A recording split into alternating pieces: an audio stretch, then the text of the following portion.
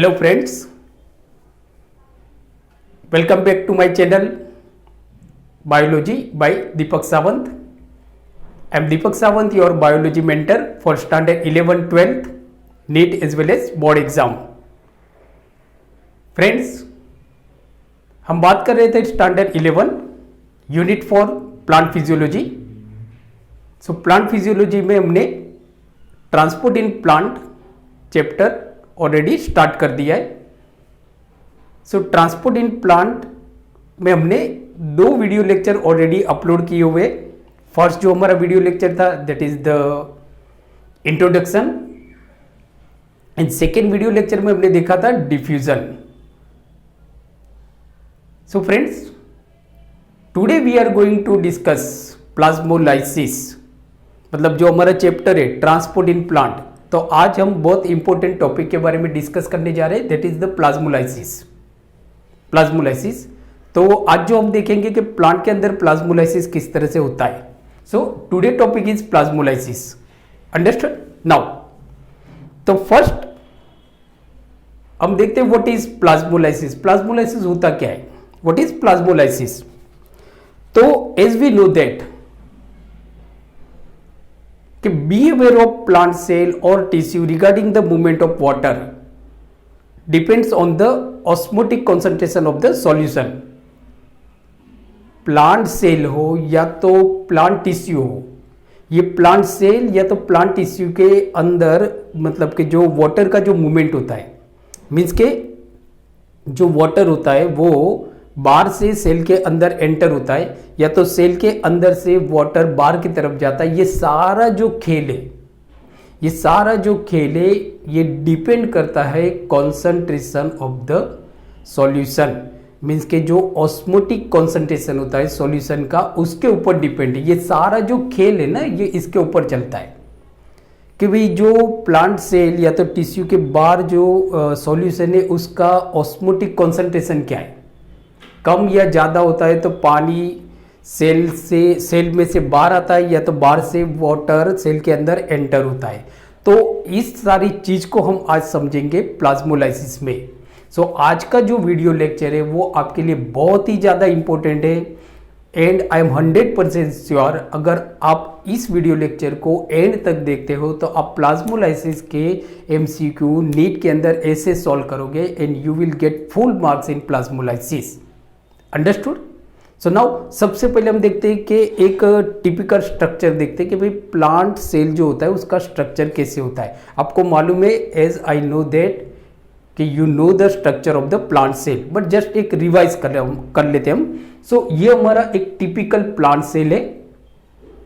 सो जैसे हम देखते हैं कि प्लांट सेल के अंदर सेल वॉल होता है, तो this is cell wall now. और ये जो अंदर है इसको हम बोलते हैं cell membrane. This is cell membrane. और प्लांट सेल के अंदर वैक्यूल होता है, काफी बड़ा वैक्यूल होता है प्लांट सेल के अंदर. So this is vacuole filled with the cell sap. ये सेल शेप से भरा हुआ एक वैक्यूल है. This is nucleus and this is cytoplasm. ये साइटोप्लाज्म हो गया. नाउ तो जैसे मैंने आपको बताया कि जो वाटर का जो मूवमेंट होता है, सपोज ये हमारा एक यहाँ पे हम एक ड्रॉ करते हैं कि ये हमारा सेल हो गया, ये सेल मेम्ब्रेन हो गई, ये सेल मेम्ब्रेन हो गई और ये जो बाहर वाली है वो सेल वॉल हो गई एंड ये हमारा न्यूक्लियस हो गया एंड ये हमारा वैक्यूल हो गया filled with the cell shape.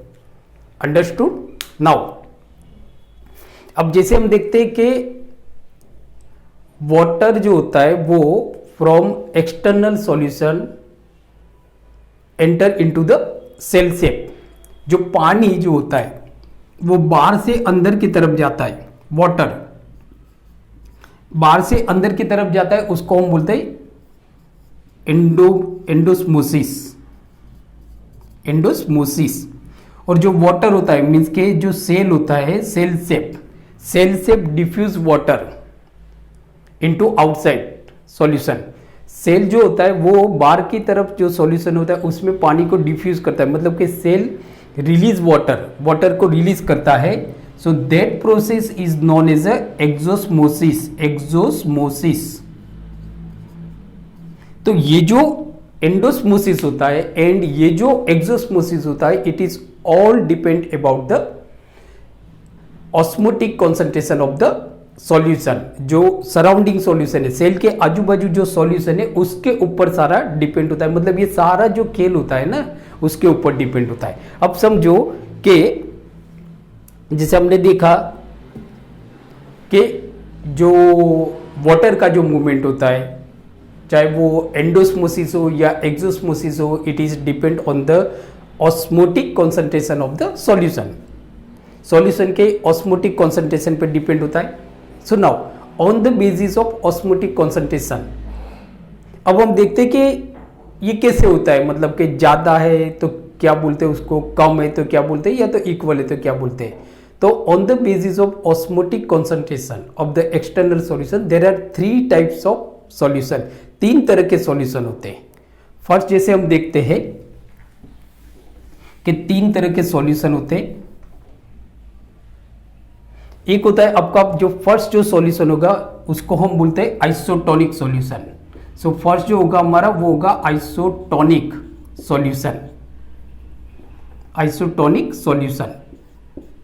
अब आइसोटोनिक सॉल्यूशन क्या होता है वो हम देखते हैं। तो सपोज ये हमारा एक वेसल से, बराबर, और ये वेसल्स के अंदर हमने प्लांट सेल को रखा हुआ है। मतलब कि ये आपका सॉल्यूशन है, दिस इज द सॉल्यूशन, और ये सॉल्यूशन के अंदर हमने पानी को सेल को अंदर रखा हुआ है। मतलब सेल मतलब कुछ भी हो सकता है, वो सेल हो सकता है, प्लांट सेल हो सकता है, या तो सेल टिश्यू हो सकता है, व्हाटएवर, बराबर, जो भी होता है। नाउ अब ये जो सेल को हमने सॉल्यूशन के अंदर रखा हुआ है, अब समझो जैसे हमने देखा कि जो प्लांट सेल के अंदर एंडोस्मोसिस होगा या एक्सोस्मोसिस होगा, it is depend on the osmotic concentration of the solution, उसके ऊपर डिपेंड होता है। अब समझो कि ये जो सॉल्यूशन का जो ऑस्मोटिक कॉन्सेंट्रेशन है, it is equal to the osmotic concentration of the cell sap. अगर जो एक्सटर्नल सॉल्यूशन है, सो उसका जो ऑस्मोटिक कॉन्सेंट्रेशन है, it is equal to the osmotic concentration of the cell sap. तो इस तरह के जो ये सॉल्यूशन है, इस तरह का जो सॉल्यूशन होगा कि जिसमें ये सॉल्यूशन, ये जो सॉल्यूशन है, सेल के बाहर वाला जो सॉल्यूशन है, इसका ऑस्मोटिक कॉन्सेंट्रेशन उतना ही है जितना ये osmotic concentration of the cell sap, cell sap का जितना ही ऑस्मोटिक कॉन्सेंट्रेशन है उतना ही है। तो इस तरह के सॉल्यूशन को हम बोलेंगे isotonic solution. Please remember, osmotic concentration of solution is equal to the osmotic concentration of the cell shape. So such a solution is called isotonic solution. तो ये जो solution हो गया हमारा कैसा हो गया, isotonic solution।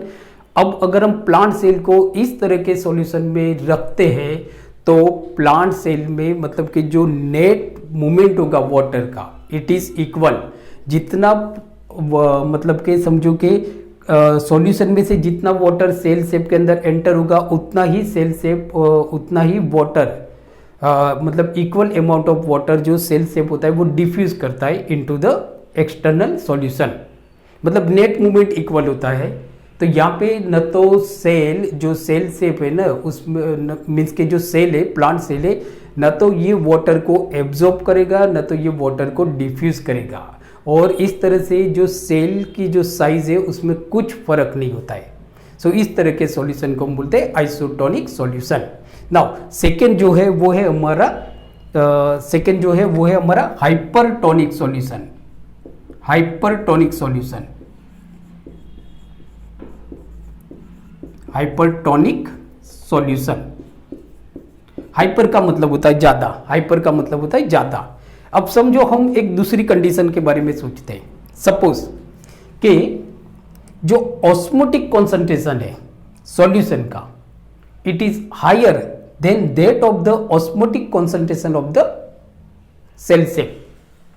मतलब ये जो सॉल्यूशन का जो ऑस्मोटिक कॉन्सेंट्रेशन है, ये जो सेल शेप का जो ऑस्मोटिक कॉन्सेंट्रेशन है उससे ज्यादा है, उससे ज्यादा है।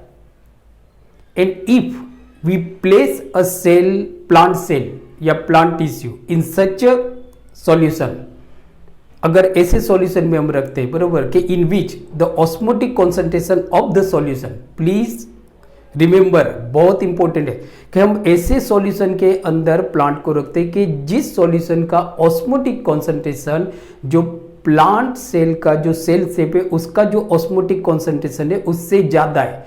तो इस प्रोसेस मतलब इस कंडीशन में होगा क्या कि जो सेल शेप है, cell sap diffuse water, cell sap diffuse water, cell sap diffuse water into external solution.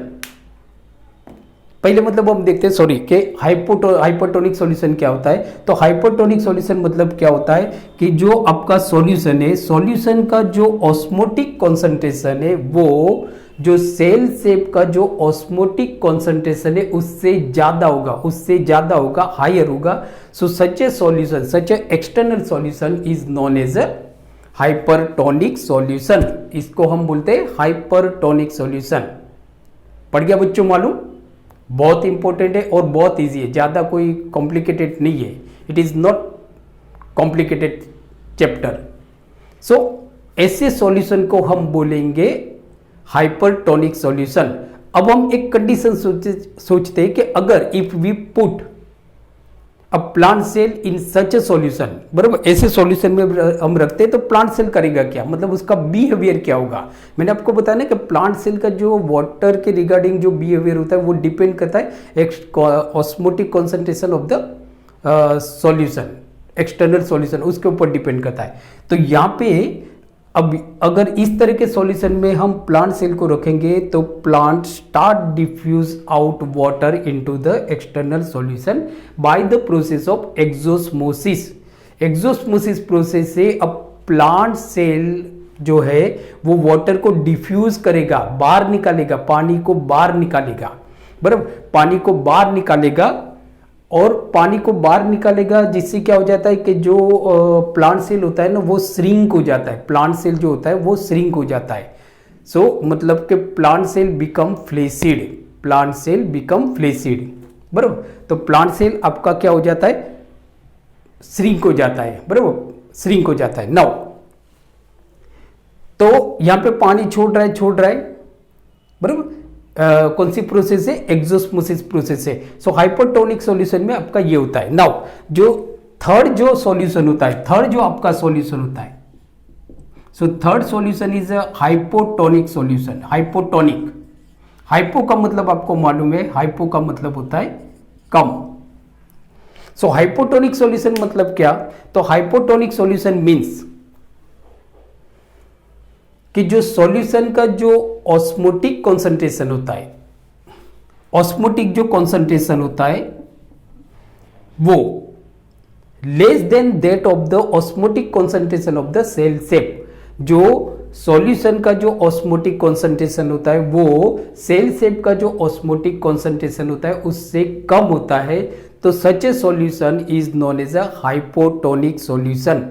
ऐसे सॉल्यूशन को हम बोलते हैं hypotonic solution, hypotonic solution. So hypotonic solution में अगर हम ऐसे सॉल्यूशन के अंदर किसी प्लांट सेल या तो प्लांट टिश्यू को हम रखते हैं तो प्लांट टिश्यू क्या करेगा, स्टार्ट एब्जॉर्बिंग वाटर, वो पानी को एब्जॉर्ब करने लगेगा, पानी को एब्जॉर्ब करने लगेगा by the process of endosmosis. तो यहां पे क्या हो जाएगा, water enters into the cell sap from surrounding solution. आजू बाजू वाले जो सॉल्यूशन है उसमें से वाटर सेल शेप के अंदर एंटर होने लगेगा by the process of endosmosis, bye the process of endosmosis. जैसे कि आप समझते हो ना, जो ग्रेप होता है, ग्रेप समझो, हाइपोटोनिक सॉल्यूशन का अगर हम एग्जांपल लेते हैं, समझो एक ग्रेप है आपकी, उस ग्रेप को आप प्योर वाटर में रखते हो, उस ग्रेप को आप प्योर वाटर में रखते हो। जैसे कि समझो ये हमारा ग्लास है जिसके अंदर हमने पानी डाला हुआ है, ये प्योर वाटर है आपका, प्योर वाटर। अब ये प्योर वाटर के अंदर हम ग्रेप्स डालेंगे तो क्या होगा, प्योर वाटर के अंदर ग्रेप्स डालेंगे, प्योर वाटर मतलब कि अगर ग्रेप के कंपेयर, अगर ग्रेप को हम कंपेयर करते हैं ये प्योर वाटर के साथ, तो ये जो प्योर वाटर का जो ऑस्मोटिक कॉन्सेंट्रेशन है वो कम है ग्रेप के कंपेयर में। तो यहाँ पे क्या हो जाएगा, आप देखोगे ना, तो जो ग्रेप होती है ना वो फूल जाती है, मतलब कि स्वेल हो जाती है, स्वेलिंग अप हो जाता है। क्यों होता है? क्योंकि ग्रेप है वो पानी को एब्जॉर्ब करता है, मतलब ग्रेप के अंदर पानी एंटर होता है और इस तरह से ग्रेप फूल जाता है। सो बस सेम कंडीशन होता है प्लांट सेल को अगर हम हाइपोटोनिक सॉल्यूशन में रखते हैं तो plant cell start absorbing water from the surrounding environment या तो surrounding solution by the process of endosmosis. इसको हम बोलते हैं एंडोस्मोसिस। तो जैसे हमने देखा कि ये जो सारा जो खेल होता है, प्लांट सेल वाटर को एब्जॉर्ब करता है या वाटर को रिलीज करता है, मतलब कि मूवमेंट ऑफ वाटर, तो ये सारा डिपेंड होता है osmotic concentration of the solution. तो ये हमने देखा 3 तरह का सॉल्यूशन होता है और किस कंडीशन में कौन से सॉल्यूशन के अंदर सेल के अंदर क्या इफेक्ट होती है, एक्सोस्मोसिस होता है या तो एंडोस्मोसिस होता है, ये भी सारा हमने देख लिया। नाउ अब जो हम एक डेफिनेशन देखते हैं, जैसे कि आपके स्कूल में पूछा जा सकता है या तो आपको स्टेटमेंट टाइप क्वेश्चन पूछे जाते हैं नीट के अंदर। सो जैसे क्वेश्चन है आपका कि व्हाट इज प्लाज्मोलाइसिस। चलो ये तो हमने सारा समझ लिया, बट प्लाज्मोलाइसिस मतलब क्या होता है? तो जैसे हम देखते हैं ना, plasmolysis means shrinkage of living plant cell. जो लिविंग प्लांट सेल होता है, एक चीज याद रखना है कि प्लाज्मोलाइसिस ऑलवेज लिविंग सेल के अंदर होता है, नॉन लिविंग के अंदर नहीं होता है। तो shrinkage of living plant cell, shrinkage of the living plant cell, shrinkage का मतलब क्या होता है कि जहां पे प्लांट सेल का जो प्रोटोप्लास्ट होता है, प्रोटोप्लास्ट जो होता है, so protoplast detach from the cell wall, detach from the cell wall. So shrinkage of the living plant cell due to the detachment of a protoplasm from its cell wall under the influence of hypertonic solution. Hypertonic solution के अंदर ही होगा plasmolysis. तो this process is known as a plasmolysis. इसको हम बोलते हैं plasmolysis. Now तो proper जो हमने डेफिनेशन देख ली कि भाई प्लाज्मोलाइसिस होता क्या है।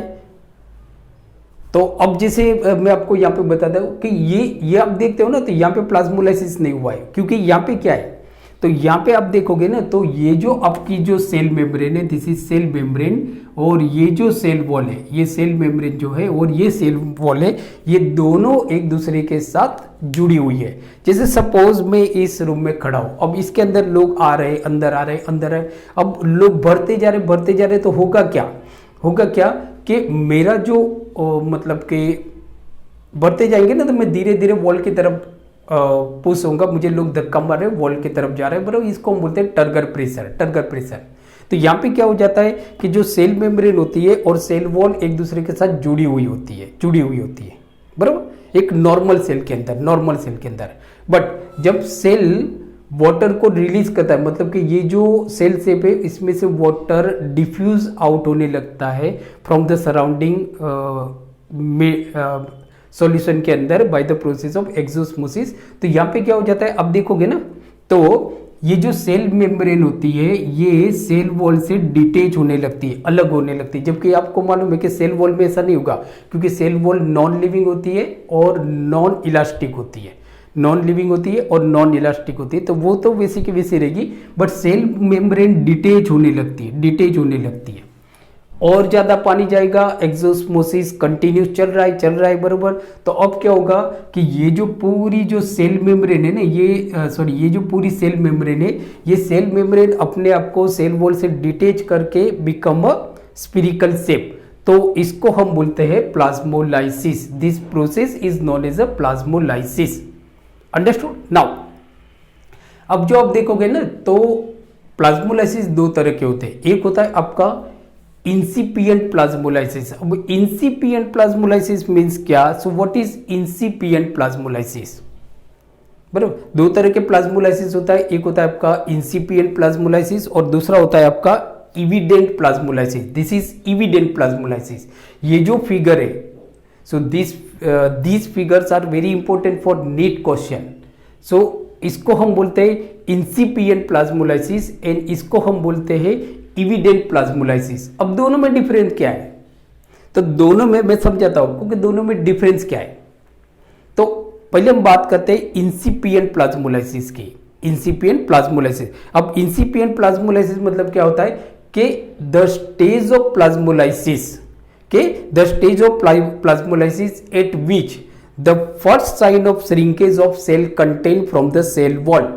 आप देखोगे ना तो एक वो स्टेज होता है कि जहां पे प्लाज्मोलाइसिस स्टार्ट हो रहा है, प्लाज्मोलाइसिस स्टार्ट हो रहा है, और जो फर्स्ट जो साइन होती है वो फर्स्ट साइन क्या होती है कि जो सेल कंटेन होते हैं बरोबर के श्रिंकेज ऑफ सेल कंटेन, जो सेल कंटेन है सेल के अंदर जो चीज होती है वो श्रिंक होने लगती है from the cell wall and it is detectable. आपको अगर हम इसको ऑब्जर्व करते हैं ना तो हमको दिखता है कि भाई जो सेल जो कंटेन है, सेल जो कंटेन है वो सेल वॉल से श्रिंक हो रहे, फर्स्ट स्टेज होता है, शुरू हो जाता है, आपको दिखने लगता है, तो इसको हम बोलते हैं इंसिपिएंट प्लाज्मोलाइसिस, इंसिपिएंट प्लाज्मोलाइसिस। और इविडेंट प्लाज्मोलाइसिस मतलब हम क्या देखते हैं कि जो एक्सोस्मोसिस होते रहता है, क्योंकि प्लाज्मोलाइसिस एक्सोस्मोसिस की वजह से होता है, तो एक्सोस्मोसिस कंटिन्यूस होने लगता है और ये जो सेल कंटेन होते हैं ये अपने आप को पूरा डिटेच कर लेते हैं, मतलब कि श्रिंक हो जाते हैं, सेल कंटेन श्रिंक हो जाते हैं from the cell wall and जो सेल मेम्ब्रेन मीन्स के सॉरी जो प्रोटोप्लाज्म होता है इट बिकम्स स्फीरिकल, ये एक तरफ आ जाता है। जैसे कि समझो कि ये आपका सेल वॉल है और ये मेम्ब्रेन है, अब ये पूरा जो सेल जो प्रोटोप्लाज्म है ना वो यहाँ पे आ गया, और ये सेल वॉल तो वैसे की वैसी रहेगी क्योंकि सेल वॉल नॉन लिविंग होती है और नॉन इलास्टिक होती है, नॉन लिविंग होती है और नॉन इलास्टिक होती है। तो यहाँ पे आप देखोगे प्रोटोप्लाज्म बिकम स्फीरिकल, सो इस तरह का जो सेल होता है उसको हम बोलते हैं प्लाज्मोलाइज सेल, बराबर, प्लाज्मोलाइज। यहाँ पे आप देखोगे तो दिस इज प्लाज्मोलाइज सेल, ये प्लाज्मोलाइज सेल है, अंडरस्टूड। जहां पे जो सेल कंटेन है मतलब कि प्रोटोप्लाज्म है, सो प्रोटोप्लाज्म ने अपने आप को सेल वॉल से डिटेक्ट कर लिया है, तो such a cell is known as a evident. इस तरह का जो प्लाज्मोलाइसिस है उसको हम बोलते हैं इविडेंट प्लाज्मोलाइसिस, या इस तरह का जो सेल है इसको हम बोलते हैं प्लाज्मोलाइज सेल, प्लाज्मोलाइज सेल। अब क्या होता है कि एक दूसरा जो वर्ड है आपका कि D plasmolysis. Now what is D plasmolysis? D plasmolysis क्या होता है? तो ये जो प्लाज्मोलाइज सेल है, ये जो प्लाज्मोलाइज सेल है मतलब कि प्लाज्मोलाइज सेल मतलब आपको मालूम पड़ेगा ना कि shrinkage of protoplasm, shrinkage of protoplasm from, protoplasm मतलब सेल कंटेन, तो shrinkage of protoplasm from the cell wall by the process of exosmosis under the influence of hypertonic solution। Hypertonic, वापस मैं रिपीट करता हूं कि प्लाज्मोलाइसिस ओनली लिविंग सेल के अंदर होगा, नॉन लिविंग में आपको प्लाज्मोलाइसिस नहीं दिखेगा, बराबर। दूसरा कि प्लाज्मोलाइसिस कौन सी प्रोसेस से होता है, ये भी आपको नीट में क्वेश्चन पूछा जाता है कि भाई इंडोस्मोसिस की वजह से होता है या तो एक्सोस्मोसिस की वजह से होता है, तो एक्सोस्मोसिस।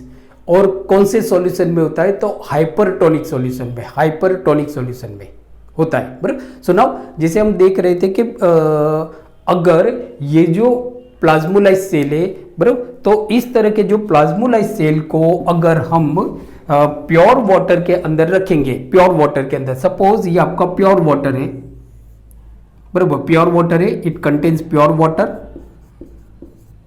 और ये हमारा एक प्लाज्मोलाइज सेल है, दिस इज प्लाज्मोलाइज सेल,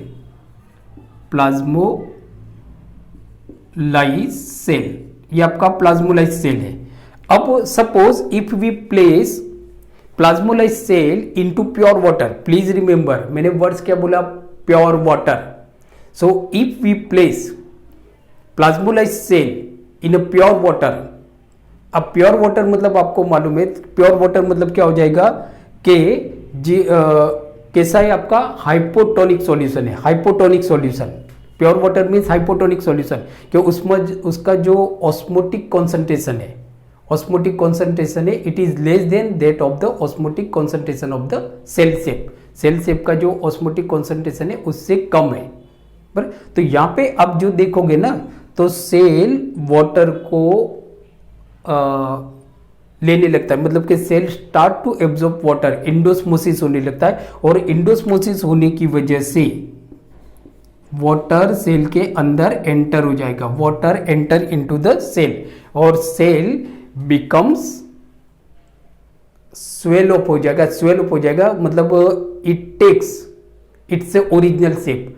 जो सेल है ना वो अपना ओरिजिनल शेप, मतलब ये था ना, तो इसको हमने प्योर वाटर के अंदर रखा तो ये वापस अपना ओरिजिनल शेप ले लेता है, ओरिजिनल शेप ले लेता है, तो इसको हम बोलते हैं डीप्लाज्मोलाइसिस। उल्टा हो गया ना कि ऐसे अगर पानी जाता है तो वो प्लाज्मोलाइसिस हो जाता है, पानी लेता है तो वो डीप्लाज्मोलाइसिस हो जाता है। तो ये हो गया आपका डीप्लाज्मोलाइसिस।